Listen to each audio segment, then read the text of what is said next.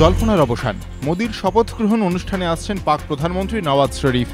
সোমবার সন্ধে ৬টায় রাষ্ট্রপতি ভবনের ফোর কোর্টে প্রধানমন্ত্রী হিসেবে শপথ নেবেন নরেন্দ্র মোদি। অনুষ্ঠানে পাকিস্তানের প্রধানমন্ত্রী সহ আমন্ত্রণ জানানো হয়েছে সার্ক গোষ্ঠীভুক্ত সমস্ত দেশের শীর্ষ নেতাদের। কিন্তু শুক্রবার আফগানিস্তানে ভারতীয় দূতাবাসে হামলার পর নওয়াজ শরীফ এই অনুষ্ঠানে আসবেন কিনা তা নিয়ে অনিশ্চয়তা তৈরি হয়। যদিও ২৪ ঘন্টার মধ্যেই সেই সংশয় কাটিয়ে ভারতের আমন্ত্রণ গ্রহণ করলেন পাক প্রধানমন্ত্রী। তার দপ্তরের তরফে শনিবার জানিয়ে দেওয়া হয়েছে, মোদির শপথ গ্রহণ অনুষ্ঠানে যোগ দিতে সোমবারই ভারতে আসবেন নওয়াজ শরীফ। দ্বিপাক্ষিক সম্পর্ক নিয়ে ভারত পাক আলোচনা হতে পারে বলেও জানানো হয়েছে। সূত্রের খবর, নওয়াজের ভারত সফরের ঘোর বিরোধী ছিল আইএসআই এবং পাক সেনাবাহিনী, কিন্তু শেষমেশ পাক সেনাপ্রধান রাহিল শরীফকে বোঝান নওয়াজের ভাই শাহবাজ শরীফ। ঝড়ঝঞ্ঝা কাটিয়ে অবশেষে ছন্দা গায়নের খোঁজে শুরু হলো তল্লাশি অভিযান। প্রথম দফায় উদ্ধারকারী দলের হেলিকপ্টার ৪ বার চক্কর খেল পশ্চিম চূড়ার কাছাকাছি এলাকায়। বিপদসংকুল কাঞ্চনজঙ্ঘা পশ্চিম চূড়ার উদ্দেশ্যে রওনা দিয়ে মঙ্গলবার প্রবল তুষারঝড়ের মুখে পড়েন এভারেস্ট জয়ী বাংলার মেয়ে ছন্দা। তারপর থেকেই তিনি নিখোঁজ। শনিবার সকাল ৭:15 নাগাদ বেস ক্যাম্প থেকে প্রথম ওড়ে উদ্ধারকারী দলের হেলিকপ্টার। সঙ্গে ছিলেন কাঞ্চনজঙ্ঘা পশ্চিম চূড়া অভিযানে ছন্দার সঙ্গী তাসি শেরপা। ছন্দাসহ যে ৪ জনের দল পশ্চিম চূড়া জয়ের অভিযানে পাড়ি দেয়, তার মধ্যে একমাত্র তাসি শেরপাই ফিরে আসতে পেরেছেন। ছন্দারা ঠিক কোথায় তুষারঝড়ের মুখোমুখি হয়েছেন, সেখান থেকে তারা কোথায় যেতে পারেন তা চিহ্নিত করতেই তাসিকে দলে নেওয়া হয়।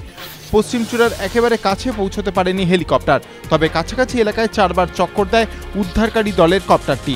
তোলা হয়েছে স্থির ছবি ও ভিডিও।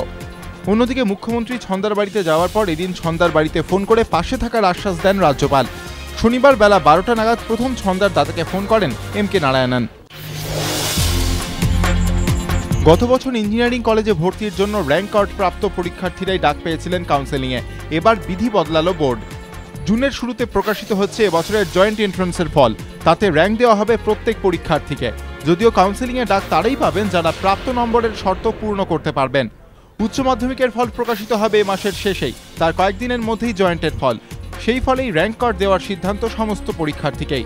জয়েন্ট এন্ট্রান্স বোর্ডের চেয়ারম্যান ভাস্কর গুপ্ত জানিয়েছেন, সর্বভারতীয় পরীক্ষাগুলোর সঙ্গে সামঞ্জস্য রাখতে এবার প্রত্যেক পরীক্ষার্থীকে র্যাঙ্ক কার্ড দেওয়ার সিদ্ধান্ত নেওয়া হয়েছে। অবশ্য যারা আলাদা আলাদা করে জয়েন্টের প্রত্যেকটি বিষয়ে শূন্যের বেশি নম্বর পাবেন, তাদেরই কাউন্সেলিংয়ে ডাকা হবে। হঠাৎ ঘুরে দাঁড়ানো দলটা খেলছে চ্যাম্পিয়নদের মতো। কলকাতা নাইট রাইডার্স ৬-৬, ইতিমধ্যে প্লে অফে জায়গা পাকা, কিন্তু তাতেও নিশ্চিত নয় নাইট শিবির। পাখির চোখ এখন লিগ তালিকার প্রথম ২ স্থান। তাই কার্যত নিয়ম রক্ষার ম্যাচ হলেও ইডেনে হায়দ্রাবাদের বিরুদ্ধে জয় ছাড়া অন্য কিছু ভাবছে না গম্ভীর ব্রিগেড। এক নজরে দেখে নেওয়া যাক লিগ তালিকার চেহারাটা। ১৩ ম্যাচ থেকে ২০ পয়েন্ট নিয়ে লিগের first boy Kings 11 Punjab. ১৩ match থেকে ১৬ পয়েন্ট নিয়ে ২ নম্বরে চেন্নাই এক্সপ্রেস। চমকপ্রদ উত্থান। ১৩ ম্যাচ থেকে ১৬ পয়েন্ট তুলে ৩ নম্বরে উঠে এসেছে কলকাতা। ১৩ ম্যাচ থেকে ১৪ পয়েন্ট নিয়ে এখন ৪ নম্বরে রাজস্থান রয়্যালস। তবে আগামী ম্যাচগুলিতে জয়ের ধারা অব্যাহত রাখাটাও কিং খান ব্রিগেডের কাছে এখন একমাত্র লক্ষ্য। সুনীল নারিনের স্পিনের রহস্যভেদ এখনো পর্যন্ত কেউ করে উঠতে পারেননি। অন্যদিকে ধীরে ধীরে টিম কলকাতার ম্যাজিশিয়ান হয়ে উঠছেন রবিন উথাপ্পা। হায়দ্রাবাদের সামনে এখন প্লে অফের আশা অতি ক্ষীণ। তবু এদিন ইডেনে জয়ের জন্য শেষ চেষ্টা করবে ড্যারেন স্বামী, শিখর ধাবনদের সানরাইজার্স। আর কলকাতার হয়ে গলা ফাটাবে ইডেন।